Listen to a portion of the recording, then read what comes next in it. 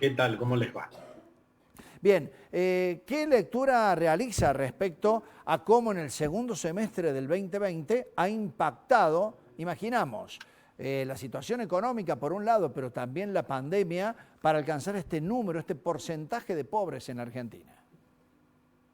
Sí, una cifra realmente preocupante, incluso si miramos los datos de niños de 0 a 14, ¿no? Pensando un poco en la nota anterior, el dato es de 57,7% de los niños están en situación de pobreza, ¿no? O sea que realmente es una situación extrema, muy, muy, muy preocupante, en donde creo que, digamos, tanto el gobierno nacional, pero fundamentalmente el gobierno provincial y los municipios no pueden mirar para el costado.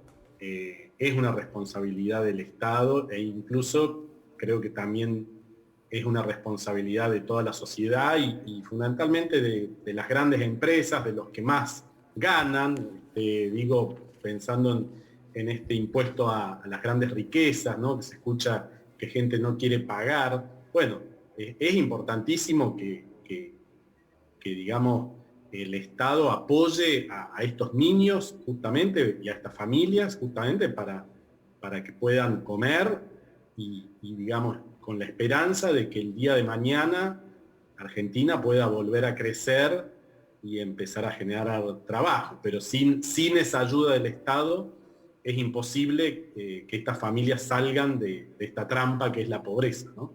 Esto es ni más ni menos que la fotografía de lo que fue el segundo semestre del año 2020, en donde dicen algunos que a partir de lo que fue tal vez un decaimiento en buena medida por parte de la pandemia, algún sector trató o pudo recuperarse algo más. Lo que sigue seguramente en estos primeros meses del año es tan malo como esto que hemos abordado y que hemos comentado, 42% de pobres en Argentina.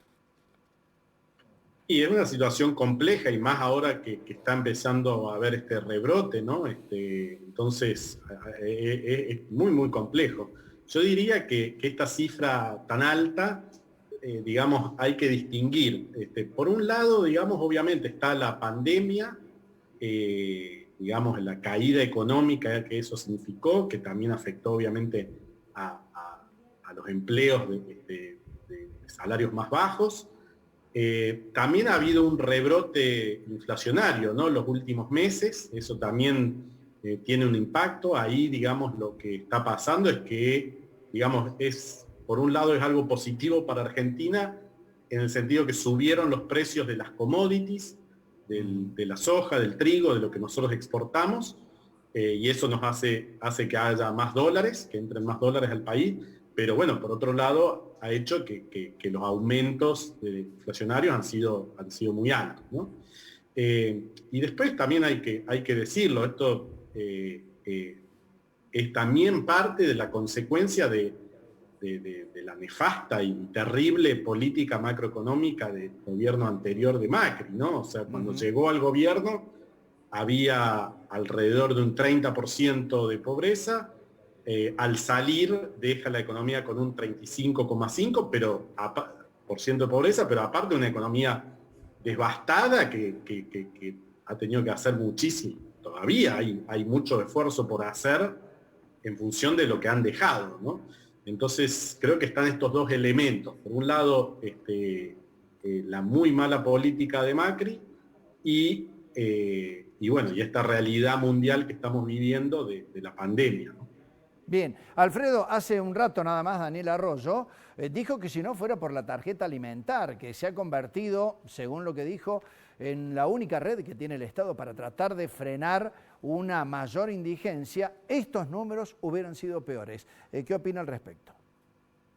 Sí, sí, totalmente. O sea, si no estuviera la tarjeta alimentar, si no estuviera la asignación universal por hijos, bueno, digamos, los planes sociales son muy, muy importantes en esta situación, ¿no? Obviamente que uno desea que haya trabajo y que la gente pueda ganarse su dinero, pero el problema es que justamente la pandemia y, como decía, la mala política de Macri ha dejado un país patas para arriba, ¿no? Entonces es muy difícil para estas familias conseguir trabajo, e incluso los trabajos que consiguen son muy mal remunerados, que hacen que por más de que trabajen no salen de la pobreza. Y ahí el rol del Estado es central y creo que, digamos, el gobierno provincial y los gobiernos municipales no pueden mirar para el costado. Insisto en esto porque, digamos, cuando uno habla de pobreza, uno habla como a nivel nacional, mencionamos lo que hace el gobierno nacional,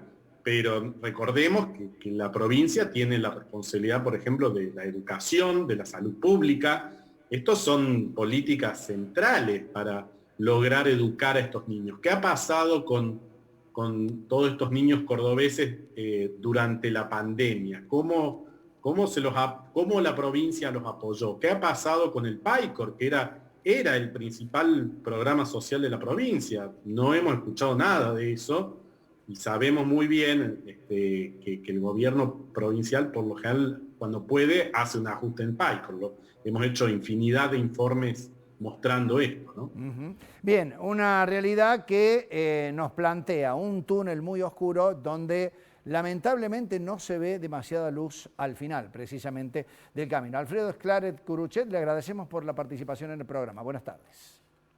Muchas gracias. Un abrazo. El titular del CIPES. Seguimos con Daniel Díaz.